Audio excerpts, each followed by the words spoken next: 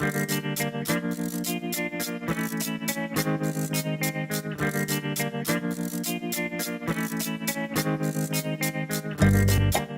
this is Michael Emery. Thanks for tuning into the Slow Baja. This podcast is powered by Tequila Fortaleza, handmade in small batches, and hands down, my favorite tequila.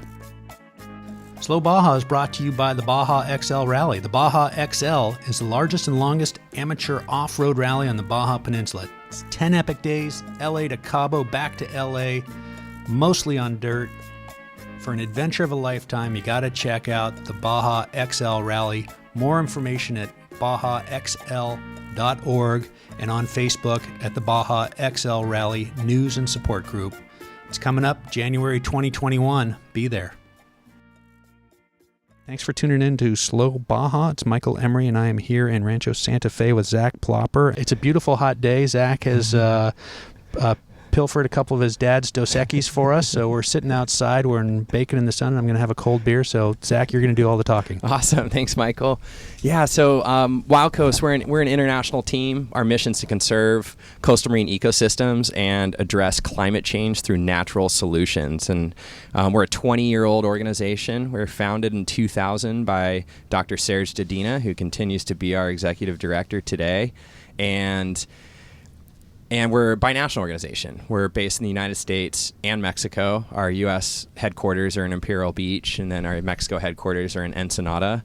And then we also have an office in La Paz and down in Huatulco in Oaxaca in southern Mexico. We're right now a team of about 20 full-time staff. And we carry out our mission really in three ways. We establish and manage protected areas, so setting up these large, incredible, wild ecosystem-based protected areas.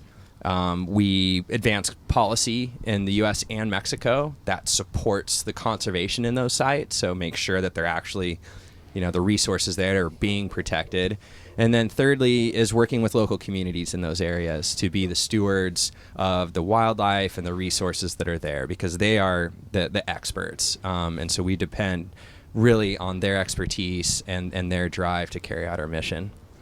And you came to this, I'm assuming, through a background in surfing.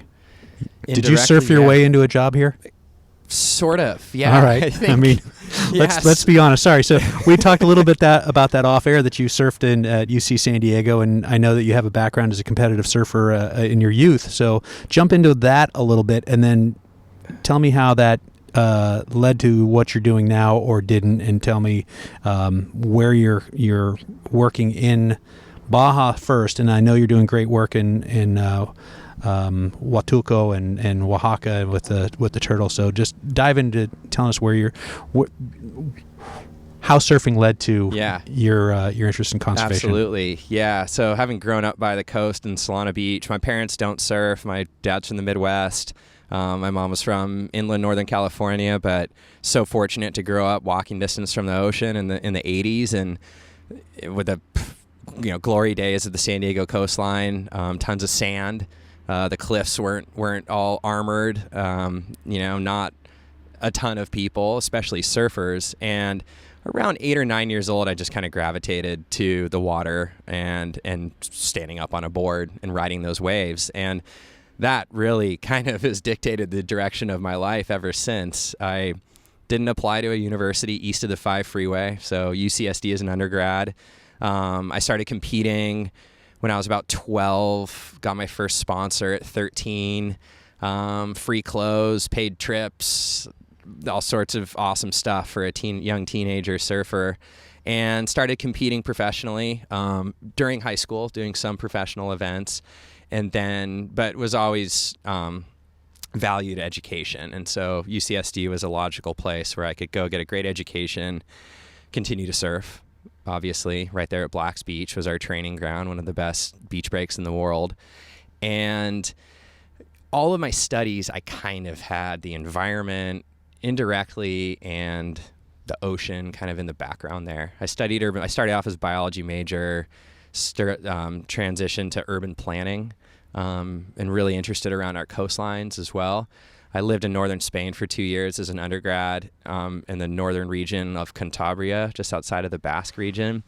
And that's where I really got kind of an awakening to the concept of urban planning and how we can structure our built environment that, and that can really, for better or worse, dictate a lot of how people behave socially. And seeing, a lot of do's and don'ts on how we can build our cities, especially coastal cities, which a lot of places in Europe have done a really good job of, and then kind of relating that to what we've done in Southern California, which we have some very good success stories in preserving access to our coastline, but in terms of natural resources, I don't think we've done a good enough job. Right. And hence a lot of Work the to do. issues Yeah. we have to confront now with sand replenishment and seawalls and a whole host of issues.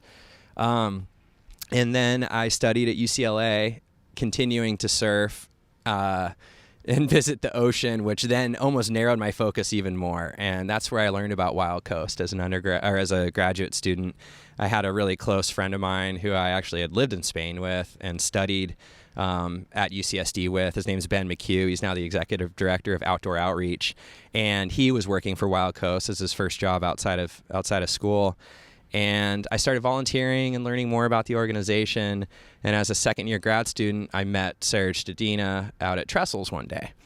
So we were obviously there surfing, one of Southern California's most iconic spots.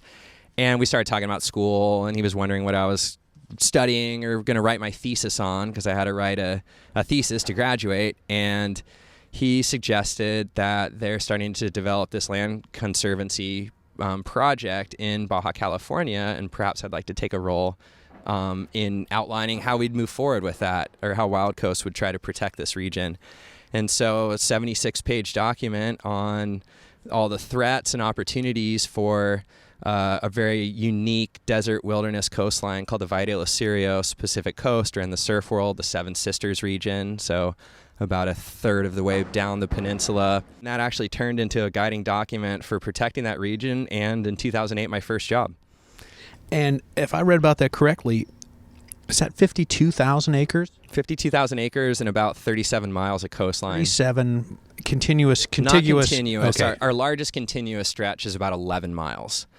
And yeah, so I was hired in 2008 as the Wildlands Conservation Manager. So our Wildlands project is working in these wilderness coastal areas in Mexico. And this is one project within that program. And yeah, that job entailed site visits, negotiating with landowners, and raising the money to be able to acquire through direct land purchases, or also set up what's called conservation easements. So those are voluntary designations by a landowner saying we're going to conserve this land. And so piece by piece, we started protecting the most at-risk points, bays. Ironically, the places that surfers love are the same places that the fishermen love, are the same places that developers love, because there's very few real habitable parts of that coastline. You need some shelter from the wind and the swell activity. So if you want to build a marina, it's really the same place that, people are surfing and fishermen are launching their pongas from. And that was one of the big threats too, that whole plan of building marinas up and down both sides of the Baja Peninsula. That, yep. I think they eventually did it on the Cia Cortez side to some degree, but the Pacific side, yeah, the Pacific side was largely stopped due to people like you, right? Yep. Wild Coast. This was just before I got hired, but played a pivotal role in stopping the Escalera Nautica project, or Nautical Ladder, which envisioned about 22 marinas from the border down to the Cape, and then all the way back up the Gulf side. And it just grossly overestimated the demand for boaters to take a yacht to, its far-flung reaches without any services at all. The one that did get built on the Pacific side is in a town called Santa Rosalita, and that was a small fishing village and, beautiful, sandy, giant headland. And it was, for these developers, was the prime target to build a marina. And the idea was to create a land bridge so a boater could go down, hook up to a truck, take their boat across the peninsula, and dump it off on the Gulf side. Without sailing all the way around. Exactly. Or with the winds maybe motoring around. Right. And the project, due to being, overestimating the demand and just choosing poor locations for a harbor, because that thing just filled up with sand immediately. It has about 6 miles of sand dunes north of it and a persistent northwest wind. So it's just a constant deposit of sand into this thing. And it's been, it was abandoned immediately after construction and still sits there today. Yeah. I've seen people tinker around with, watering the palm trees or doing this or that, but it's defunct. We saw one years ago, almost 10 years ago now, quite underutilized on the Sierra Cortez side, I think in Loreto. And, it was fine. We used, the bar and the bathrooms and that sort of thing, but it was like, oof, somebody built something, as my dad would say, a silver saddle for a jackass. Exactly. Yeah. Well, with that project came a lot of speculation. So that whole region, landowners were promised, millions, and the golf courses are going to come and the resorts are going to come. And if anybody knows that stretch of central Baja, it is bone dry. There are no services, infrastructure is nil. And it's just not a logical place for that sort of development. So we came in, well, let's conserve it instead. Right. And so tell me about how you got there, how many trips you made, and the challenges of doing the actual rubber meets the road conservation work with the folks you had to deal with. It must have just been daunting. Yeah, well, it's, I was 27 years old, so I've definitely had the energy and passion, which I still have, enthusiasm and vigor to happily take 10 trips down there a year. It's about a 13-hour drive. We would typically do that straight down. Very few trips by myself. I'd always make sure I had a partner with me. But the elements that involved was, one, raising the money, which a lot of that funding came from private foundations on the U.S. side as part of a concerted effort to protect what's left of Northwest Mexico. So from San Ignacio Lagoon, Magdalena Bay, the Gulf, and then this area was very important to us. And we really pressured the funders to consider this an area worth saving. We had support from Scott Hewlett from the Surfers Journal and a lot of other folks that were really passionate about this region and helped us kind of elevate it to grab the attention of funders so we could raise the money to be able to start working in that area. And so, it was endless years, 5 years of, I'd say I did the mathematics of how many miles I actually did and hours on the road, and it's definitely in the thousands in those trips down there. We've been met with, wild weather. There was a couple El Nino winters that spent a lot of time down there when those roads get wet. You're on dirt roads most of the time. Yeah. Did you need four-wheel drive much? Absolutely. Yeah. 100%. Okay. Yeah. We still do a very nice Toyota Tacoma that got us over the ruts and just out there. Just going to ask. That's the tool for that job. Yeah, absolutely. Awesome. As well as very reliable on the highways as well, which to me is a much more dangerous stretch of road than those dirt roads. But we safely, we had very few mishaps. We're, as an organization, since we have so many staff in various locations in the field throughout Mexico and California, safety's always been our number one protocol. And so we're not driving at night, very detailed itinerary, satellite phone, checking in. You can never overdo it. That includes, the supplies that we bring down there and enough water and food for twice as long as our intended stay. Because I had heard stories. We worked very closely with a lot of the landowners, the ranchers, the fishermen, the ejido members that are in that region, and broken down on the side of the road for 4 days before another car drove by. So we listened to them, and really took that stuff seriously. I had caravanned with volunteers and other partners that didn't take it seriously, and more often than not, they were stranded on the side of the road and getting towed or a ride back to El Rosario to get a new tire. And hopefully they all learned from their mistakes. Yeah, and so with all that preparation and the logistics, focus on the logistics, and with a good solid vehicle like a Toyota Tacoma, probably none better than that, how did it work out for you with all those miles? Flawlessly? Do you have a couple of stories to tell? Yeah. Overall, pretty flawlessly, I must say.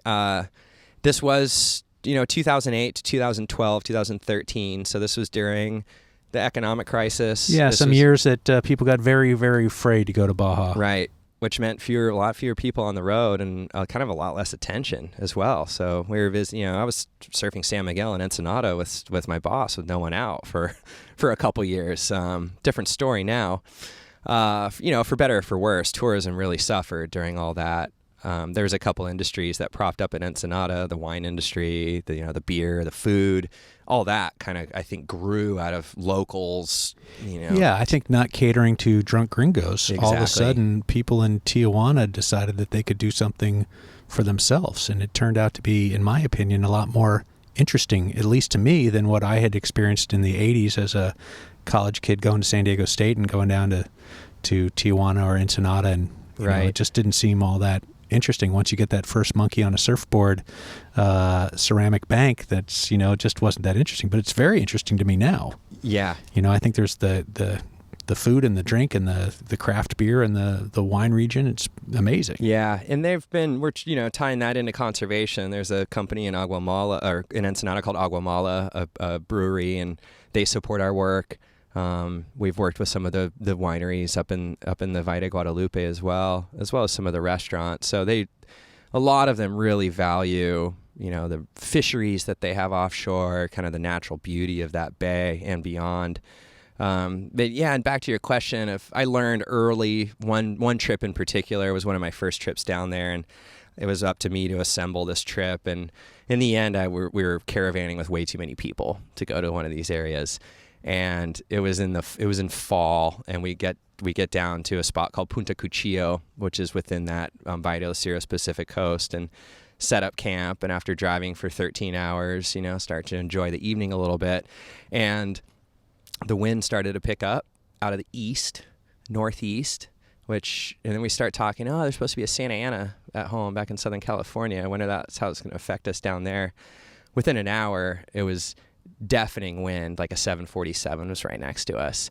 Everyone retreats to their tents, completely tent tacoed within an hour, stakes ripped out of the ground, surfboards blowing away. I retreated to the back of the Tacoma, which was rocking back and forth so much that the spare tire that I was sleeping with back there was sliding back and forth across the bed of this thing. I thought That's whole truck amazing. was going to get flipped over into the ocean. Right. And I've been in 2 hurricanes, and this wind Good thing it wasn't a Volkswagen camper. Exactly. It would have been gone. Yeah, the wind was beyond anything I'd ever experienced before. Definitely, hurricane strength. Didn't sleep a wink. Next morning, it's like, we can't work in this. We were going to go, do some site surveys and whatnot, and got back in the car and drove home. So 26 hours for a no night's sleep. I learned from that of what kind of weather, at least in the dry weather season, to avoid. And since have avoided a number of trips down because there was that, those strong Santa Anas that are called, it's a norte there, and that'll blow all the way down the entire peninsula. I saw waves in La Paz 2 Novembers ago from a wind like that had blown down the entire 800-mile fetch of the Gulf of California. So actual waves and people surfing. Inland on Sea of Cortez. On the Sea of Cortez. Amazing. Yeah. Wow. So it's a real deal down there. It's a windy environment. And similarly, another trip was during an El Nino predicted rain event that just whipped through there, turned the roads into mud. We were actually down there with a donor who had flown in a Cessna down to just outside of Catavina, and got dropped off, and then we picked him up. I had to go down on a separate trip 2 weeks before to make sure the landing strip was suitable for a plane to go down. And then, so those 2 trips within a month down there, and it started raining, darkest clouds you could imagine, and I'm thinking, this plane's not going to make it in here to pick this guy up, and he's going to have to drive with us. For older gentleman. He would have been up for the ride for sure, but we wanted to create as seamless of a trip for him as possible to get him excited about funding that region and conservation work there. And we finally made it to the runway. I figure we'll give it an hour, and 55 minutes into our stay before I'm like, okay, we're going to get back in the car and drive home now. A tiny little break in the clouds and blue, and a Cessna drops through the sky, lands, doesn't even stop. Get in, gets in, flies back. Serge was on that flight as well, and apparently it was a hell-raising flight home, even as they got through San Diego, and we beat them driving, getting back. They had to fly through Mexicali. I think they then had to land at Brown Field, and then finally up at Palomar and Carlsbad. Crazy. Crazy. So getting back to your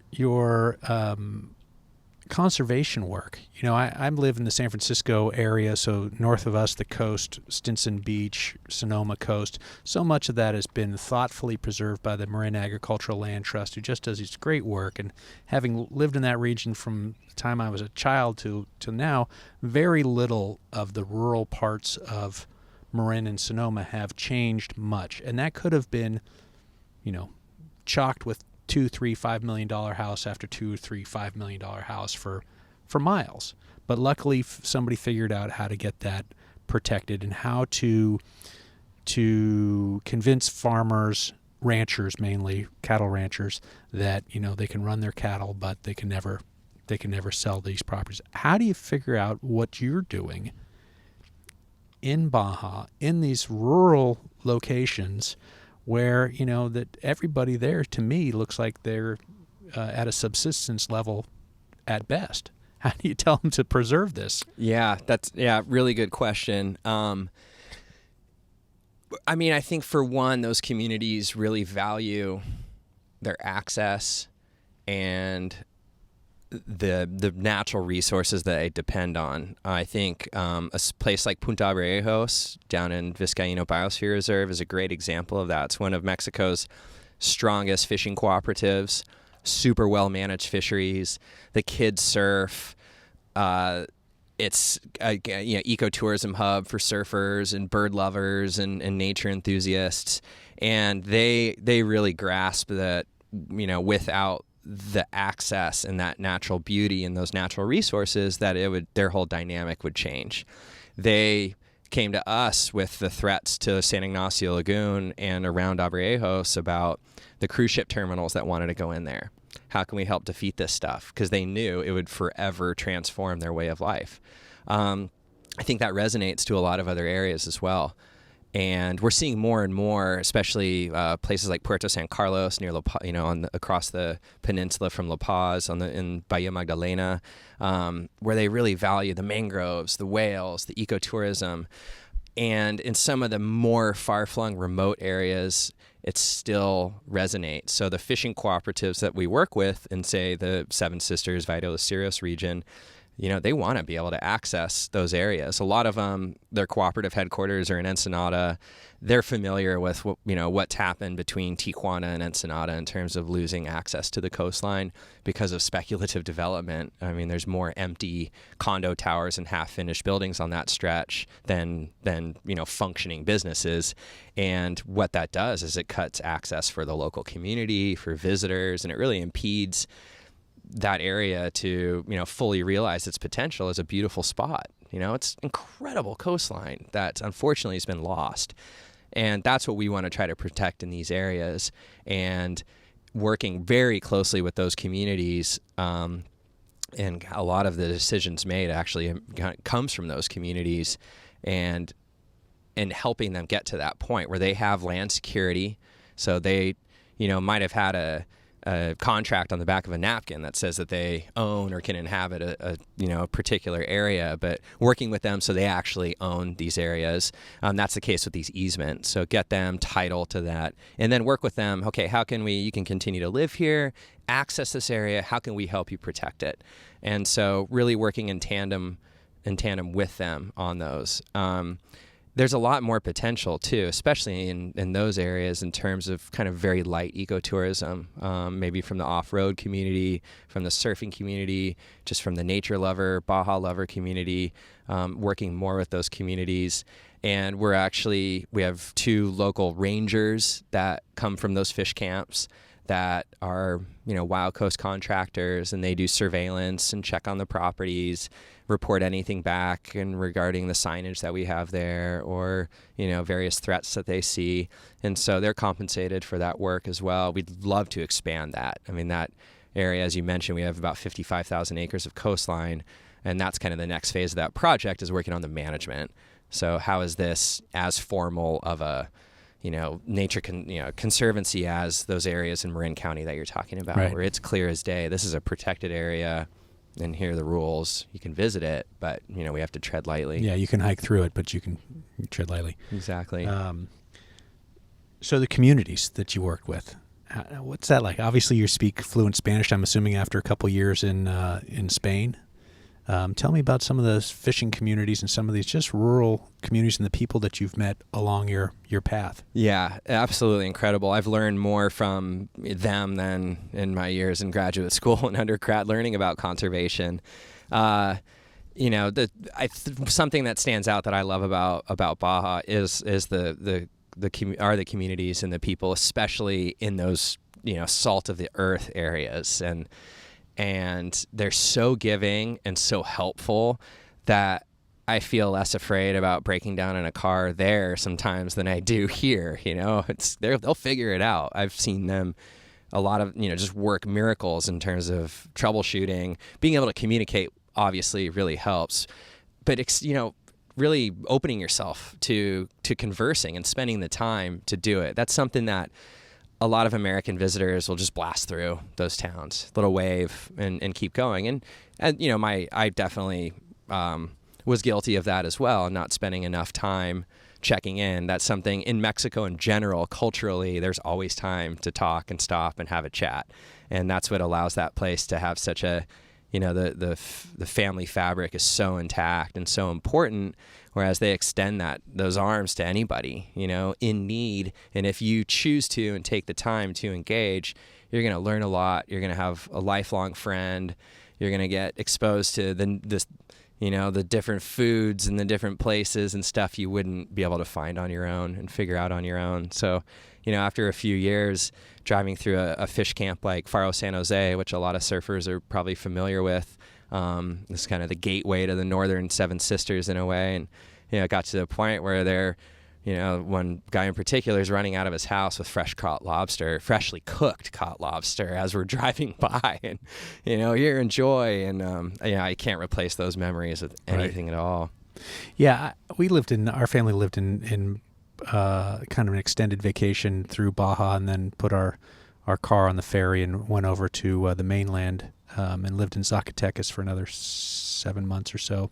When I had twins who were 2 and they turned 3 there, and then my older guy was 4 and turned 5. And what our takeaway on that time was, people there in Mexico, they have time but no money.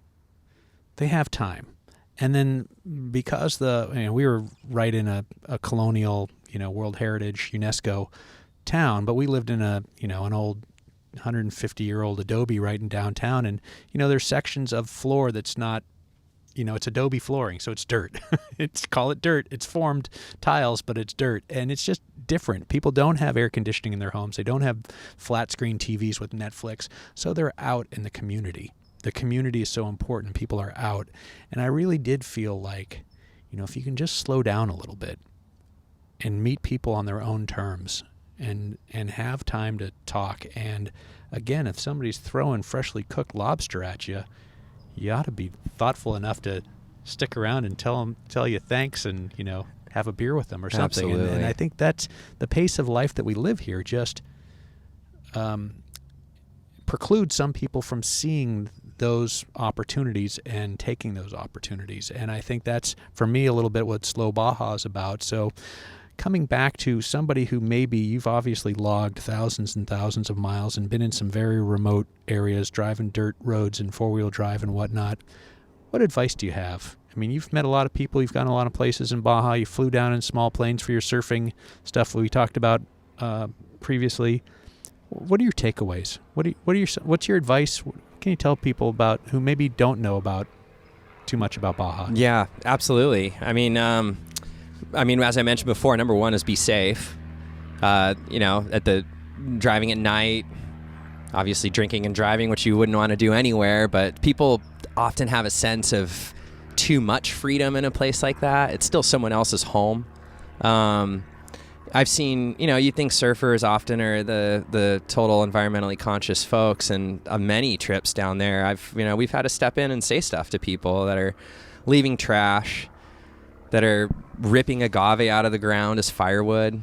That is what bothers me, almost the most, and ripping 100-year-old plants out of the ground that are absolutely integral to the landscape there and serve a number of ecosystem functions. taking the time in those communities, getting your insurance, being insured, being Through safe. Baja Bound. Call Jeff Hill. Jeff Hill and Baja Bound Name support drop.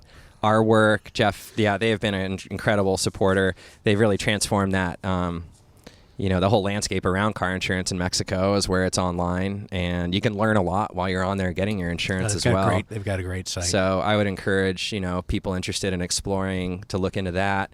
Definitely learning about, the history and not trying to bite off too much.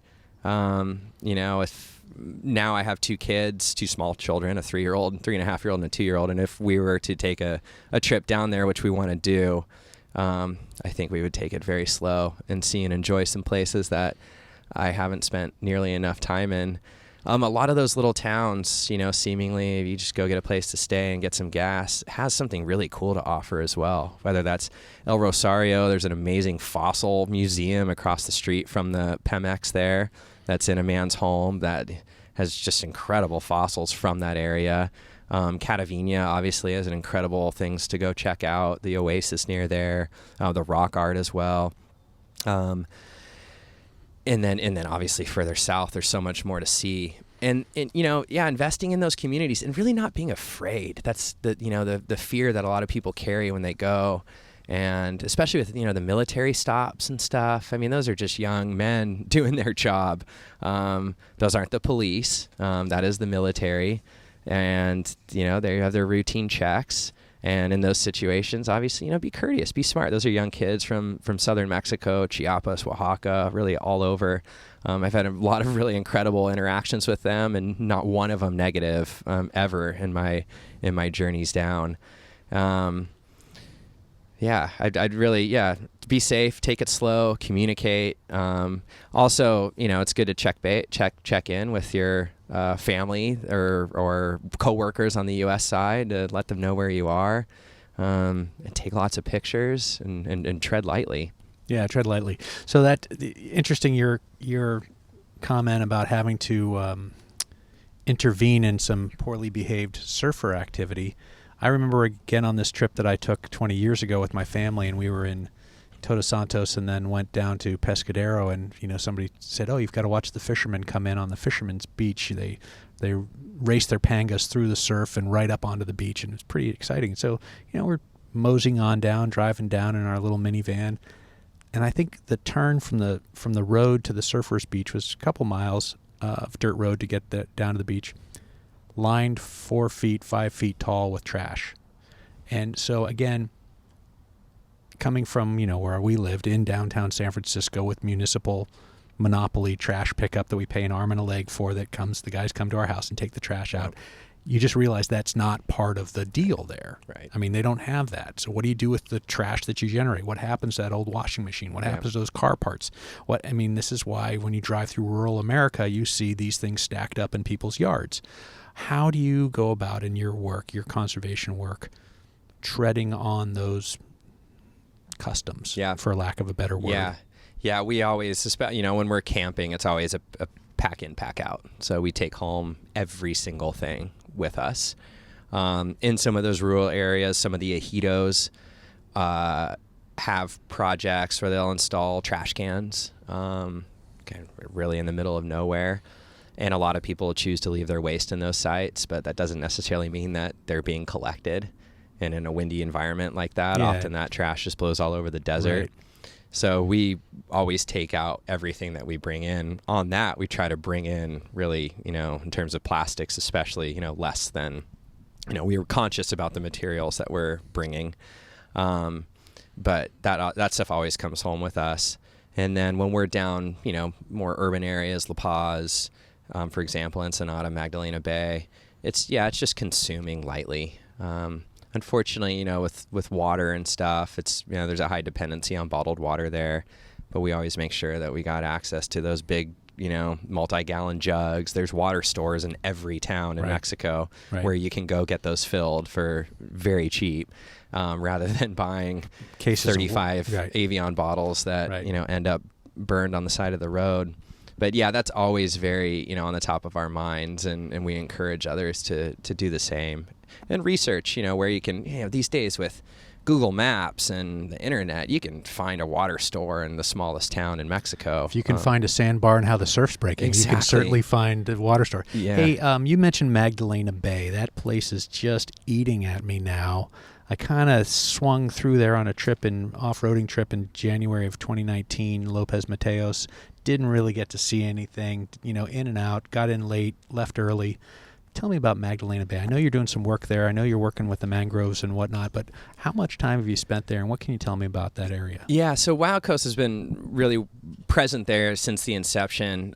We started training, working with the whale watching outfitters there. That's one of Baja's California gray whale breeding lagoons, along with Scammons and San Ignacio. And we, improving their practices as ecotourism providers, and with that kind of slowly fostering a relationship with the communities there, both Lopez Mateos and further south in Puerto San Carlos. We started our mangrove conservation work in about 2008 to try to protect the mangrove forests of northwest Mexico. So by law, they're protected, but there's a lot of illegal deforestation that happens, where stuff will literally get clear cut overnight for less so in Baja, but on the Gulf side and Sinaloa for like shrimp farms, for example. Those are one of the biggest threats to mangroves. But then a lot of adjacent development that changes the whole hydrology and changes how, the whole functioning, the habitat around those, which have an impact and can degrade those mangroves. When they're degraded, as I'm sure the world's starting to learn how important mangroves are in terms of pulling carbon out of the atmosphere. They're the most effective ecosystem at doing that, more so than tropical rainforests. They pull carbon out, store it in the sediment around them, which makes them very unique. It's not just in the plant, but you have thousands of years of plant matter that has carbon in it since the Industrial Revolution, 150 years now. That carbon's in that sediment around those. When those are degraded, deforested, all that carbon goes back out into the atmosphere. So in addition to the habitat value, these places are really important for birds. They buffer these communities against storm surge, sea turtle habitat, sharks. They're really kind of the fabric of these lagoons. San Ignacio as well, that California gray whales depend on. So they're super important for kind of the whole integrity of these areas. And so we started working with Mexico's National Park Service. The National Commission for Protected Areas is what that entity is called, to set aside as much of these mangrove forests as possible for the purpose of conservation. So actually putting under a management of this commission to protect these areas. Through that effort, we've been able to protect about 8,500 acres so far in Magdalena Bay and in the Gulf, and we have another 40,000 acres in the pipeline that we're hopefully to get completed within the next year or two.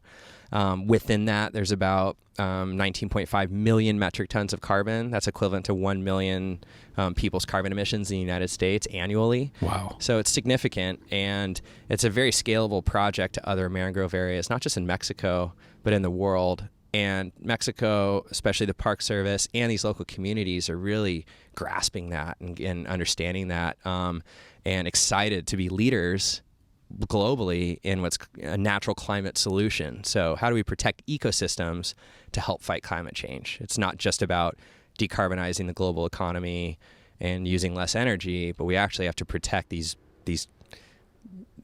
places that pull this what's called blue carbon. So that's the carbon in our mangroves and our salt marsh, seagrasses, and Baja's rich in all three of those. And these communities are really on the front line of this work. In San Ignacio Lagoon, last year with support from the United Nations, we got a grant to start restoring degraded mangrove habitat in the southern arm of the lagoon around El Datil, El Cardon, and working with the communities there to replant mangrove forests and restore those areas. And they are, the imagery I'm getting, I haven't visited that project yet, but it's, these fishermen, fisher families, ranchers, ecotourism providers that depend on the seasonality of when the whales come. And now they have a financial incentive to help be a part of a natural solution, protect their communities, protect their resources. We're going to be expanding that work up into La Bocana and Punta Viejos further north and kind of the northern regions of the lagoon complex, as well as explore opportunities down in La Paz, where we have our office down there, in Magdalena Bay, back to your question. And since we have 2 staff in La Paz, they spend a lot of time with our partners in Magdalena Bay. We work really closely with some of the communities that are out on the islands there, so these fishing communities. If you want the best seafood meal you've ever had in your entire life, you have to go to Isla Magdalena. It's about a 30-minute panga ride from Puerto San Carlos, and you sit in an open palapa on the beach, on the bay, watching whales, and it is so delicious and such an incredible experience. The last time I was there was in 2018, and the experience is just seared into my memory of how spectacular that was. You're glistening with memory there. Hey, you know that we're itching to get our old Land Cruiser south of the border soon, and when we go, we'll be going with Baja Bound Insurance. Their website is fast and easy to use. You can check them out at bajabound.com and tell them Slow Baja sent you. Crazy times, COVID-19, we're sitting 6 feet apart from each other. What's happening? What's keeping you going there? Yeah. In addition to the mangroves and the land conservation work, we're also working to conserve coral reefs along the entire Mexican Pacific. So from Oaxaca all the way up to Cabo Pulmo, Isla Espiritu Santo. So we're working with the park managers in those areas to improve the management, especially around visitation. We've installed mooring buoys in Espiritu Santo, so the outfitters, when they come, don't have to drop anchor on the reefs. They can hook up to these mooring buoys, and visitors can have outstanding underwater experience with whale sharks, the reefs, the fish, the birds, the mangroves in those areas. For listeners, if they haven't been to Isla Espiritu Santo, it is such an incredible place, just outside of La Paz, the easiest panga ride to paradise you can take. So we're scaling that up to additional areas, the Revillagigedo Islands, which are very far-flung rock islands off of the tip of Cabo San Lucas. Very renowned in the dive world, unique place as well. And then we're doing more work actually in the border region. So we've had because we're based in Imperial Beach, which is the southernmost city in the continental United States. Stone's throw from the border. Exactly. And our IB office is closer to downtown Tijuana than it is to downtown San Diego.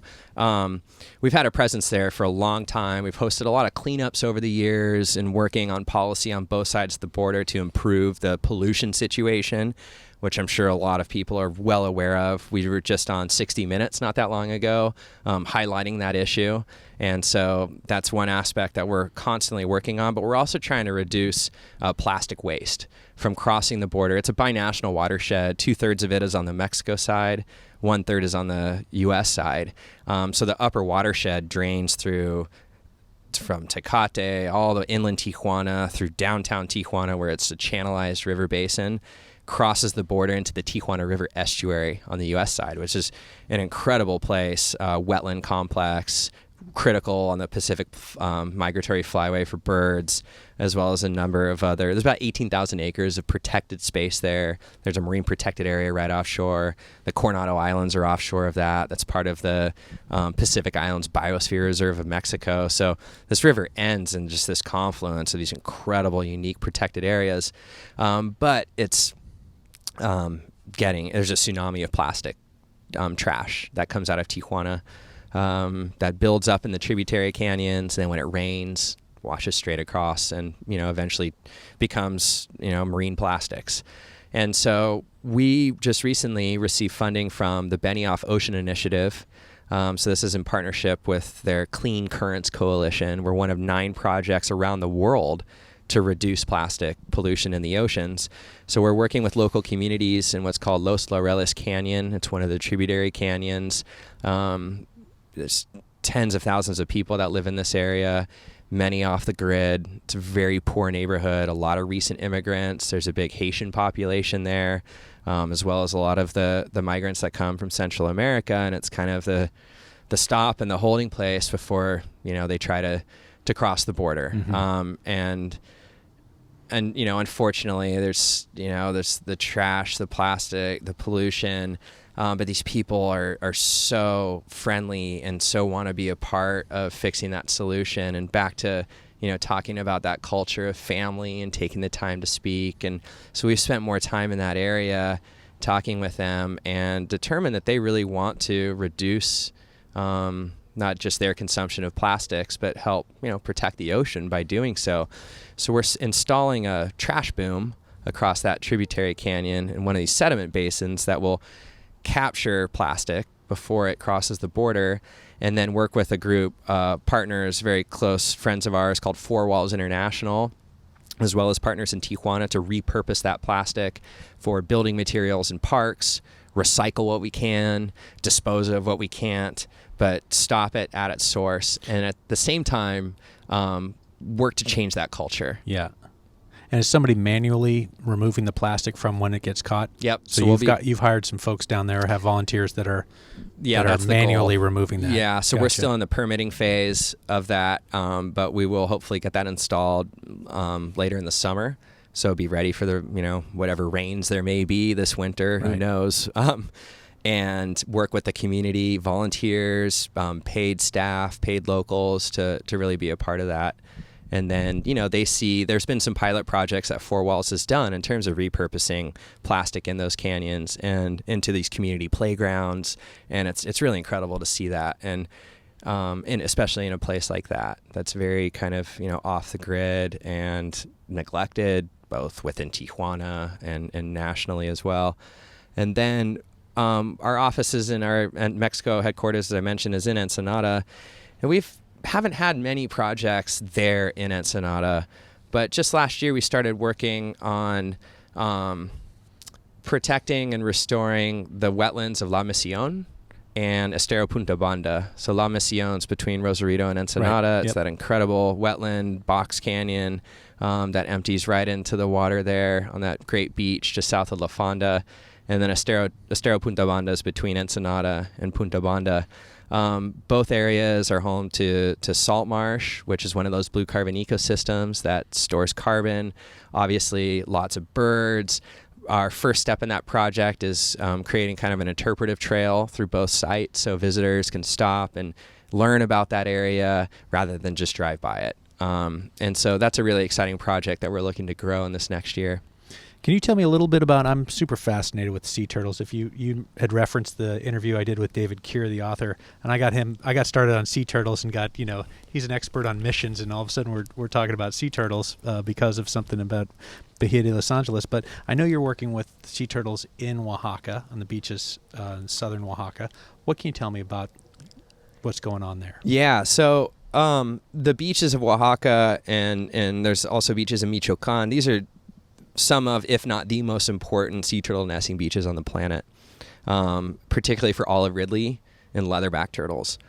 The olive ridley sea turtle population has rebounded near extinction years ago because of the protection of these beaches.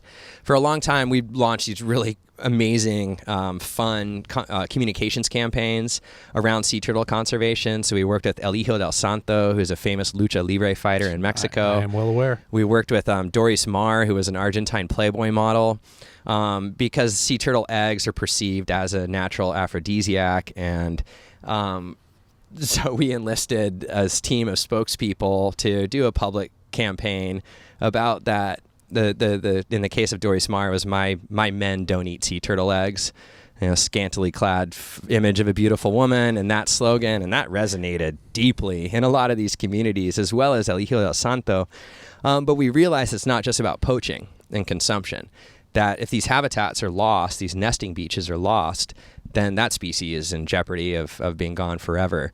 In the case of one beach in Oaxaca called Morayuta, which is between Huatulco and Salina Cruz, there's, I think, over the last nesting season, about 1.3 million sea turtles laid their eggs.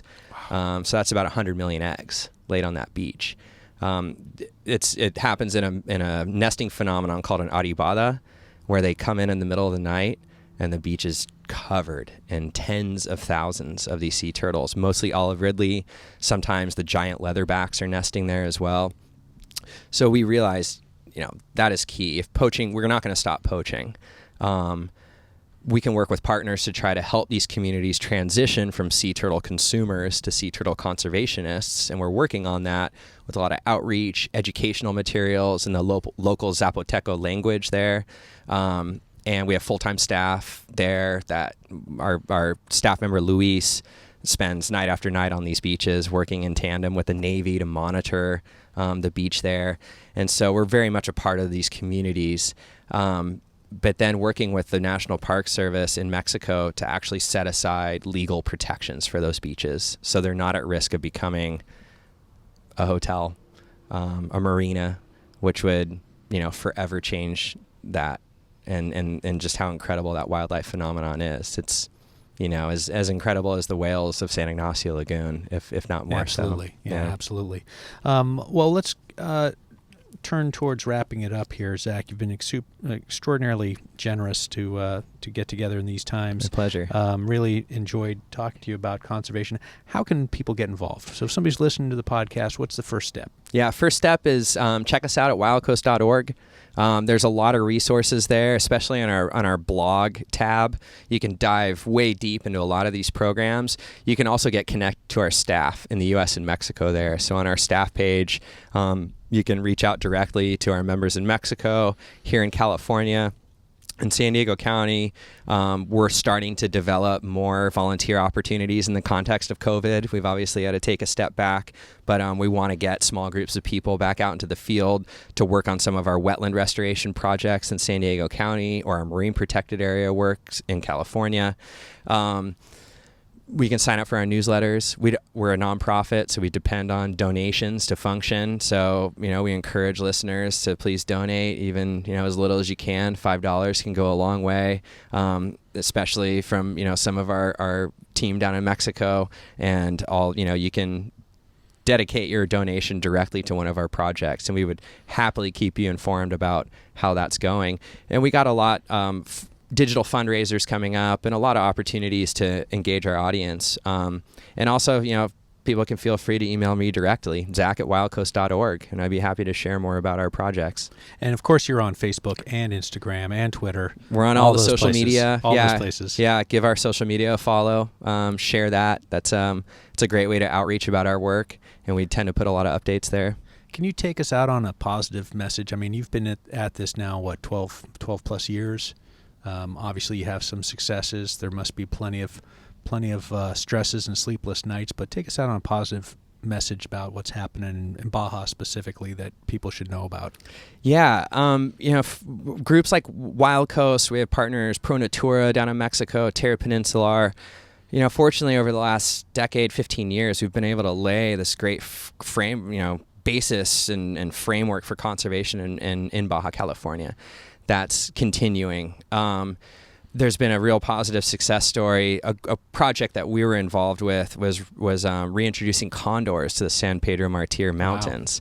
Wow. That is quite a success story. There's an article just recently about the success of condors in California and Mexico. There was one, I guess, just outside of Yosemite for the first time in decades, more so. And so I think that shows right there, if we can, save the California condor, and we being, collective group of partners and all the people that donated to that work and the partners at the zoo, and it takes a comprehensive, holistic approach to be able to do something like that. But if that can be achieved, then, we can deal with a lot of the issues that this planet's facing. In terms of climate change, the mangrove work is moving forward. I mean, those mangroves could have been wiped out, a long time ago, and they're not. They're there, and they're being restored. The communities are involved. For inspiration, I turn to my staff in Mexico, and I turn to those communities that are a part of those natural climate solutions, and they don't let the headlines, that are slowing us down here in the U.S. and California particularly about being enthusiastic about a positive next step and making this world more livable. All right. Well, I really do appreciate you making some time. Wildcoast.org if you want to see the photos, if you want to see the work. And Zach, thank you again. Thanks, Michael. Hey, you guys know what to do. Please help us by subscribing, sharing, rating, all that stuff. And if you missed anything, you can find the links in the show notes at slowbaja.com. I'll be back before you know it. And if you want to receive notices on new episodes, please follow Slow Baja on Instagram, Twitter, and Facebook for you old folks.